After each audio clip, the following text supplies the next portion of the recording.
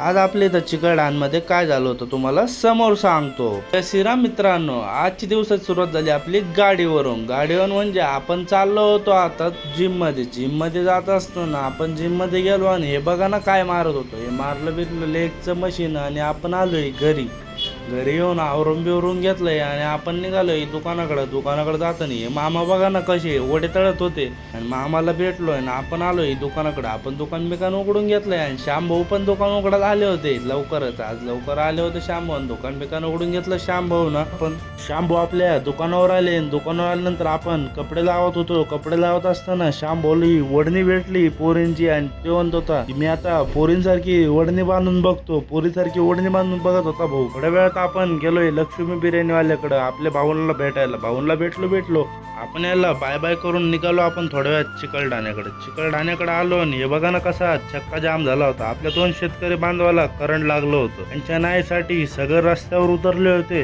रस्त्यावर उतरून बघा ना कसं आंदोलन चालू असताना आपण एका जणाचं पेट्रोल संपलं होतं आणि आपण त्याला टोचन देऊन पेट्रोल पंपाला सोडलं. असेच नवीन ब्लॉग पाहण्यासाठी पब्लिक आपल्याला फॉलो करून घ्या ना पटापटा.